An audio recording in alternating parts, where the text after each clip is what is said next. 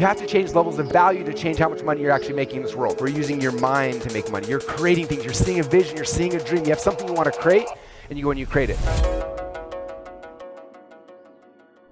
To begin with, I want to talk about you guys, my people, my tribe, my entrepreneurs. I am a big believer that entrepreneurs are the prime movers in our society. This is why I've made it my life's mission, my life's calling to serve you guys at any level I can. And I started thinking about this, like, what makes entrepreneurs different than other people? And I want to quote one of my favorite people on this planet. Myron Golden's going to be running a breakout room tonight if you guys have a chance to spend time with him. But of all the things I've learned from Myron, there's a lot. One of my favorite things he talked about, actually 2 or 3 Funnel Hacking Lives ago, he talked about 2 Comical Live, if you guys have watched our virtual event as well. He talked about this concept of the 4 levels of value. A lot of times I hear people say, like, oh, entrepreneurs work really, really hard. And it's true, but like, everybody works hard, right? At every single level. The difference isn't how hard you work, it's the type of work you're doing, the level of value that you are providing when you're doing the work.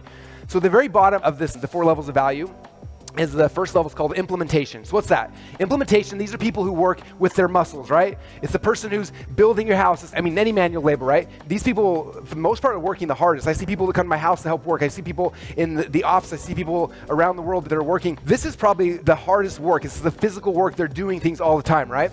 So if you're in a business, if you're in a profession where you're using your muscles to make money, you're kind of limited, right? People in this window, you're gonna make money somewhere between $30,000 a year to maybe $50,000, $60,000 a year, and you're kind of tapped out, right? If you wanna make more money, it's not that I need to get stronger, I gotta build another house or whatever. You have to change levels of value to change how much money you're actually making in this world, right? So the next step up the 4 levels of value is unification. These are people who are taking all the workers, taking all the muscle, and they're unifying, they're managing them. So the next level is management. So management doesn't technically work as hard physically, but they're managing a whole bunch of workers, so they're able to get more work done, because it's not just them doing the thing, now they're managing 10, 20, 30 people, so more value is happening because of it, and so they're at the next pay scale, all right? You make more money at management than you do typically the person actually doing the work. Now the next level up on the 4 levels of value is communication, your mouth. This is sales. People learn how to sell. Now, selling, you're not working as hard as the people doing the actual physical work, right?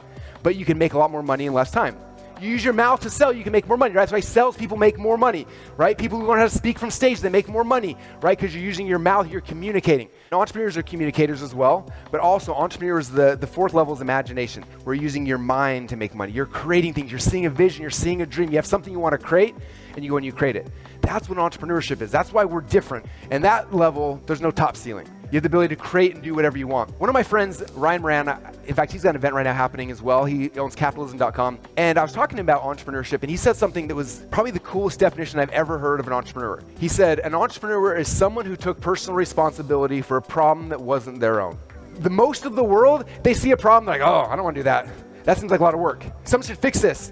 Why doesn't someone clean this thing up right here, right? We're entrepreneurs, we see a problem, like, oh, it's not my responsibility. Like, I didn't make that mess, but I'm going to figure out how to fix that mess. And we come over there and we take personal responsibility for a problem that's not our own. That's what makes us different than everybody else, right? We're seeing this, and I could go through hundreds of different case studies. In fact, every single speaker you see up over the next 4 days that comes on stage, and you start listening to their business, you'll notice as they tell their story, like, hey, here's the problem I saw in the marketplace. I thought I should go solve that problem. That's what makes them an entrepreneur. That's what makes you guys entrepreneurs. Everyone else is running away from the problems. We're saying, that one's mine.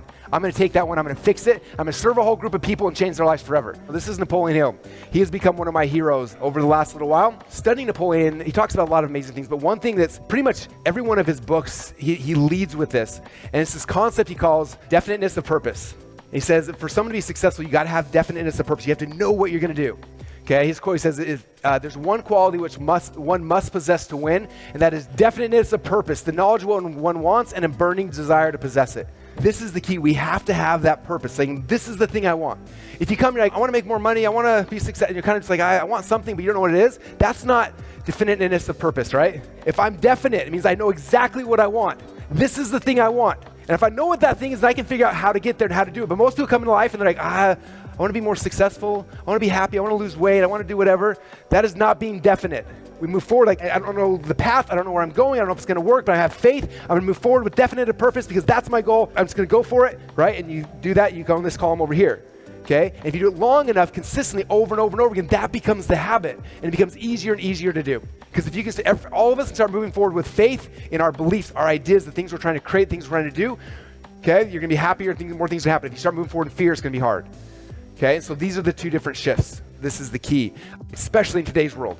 You've seen over the last 18 months, the majority of the society has shifted into fear. And it's understandable. There's a lot of scary things, right? So we have this choice every single day. Every single choice over and over and over again. Whatever things you start choosing, the way you make your decisions today will become hypnotic rhythm. It becomes the pattern of your life. So I want to encourage you guys throughout this week to continue to start the process you guys started by being here. Most people don't think like that, okay? But entrepreneurs do, and that's who you guys are, which is so exciting. And that's what's so fun about entrepreneurship.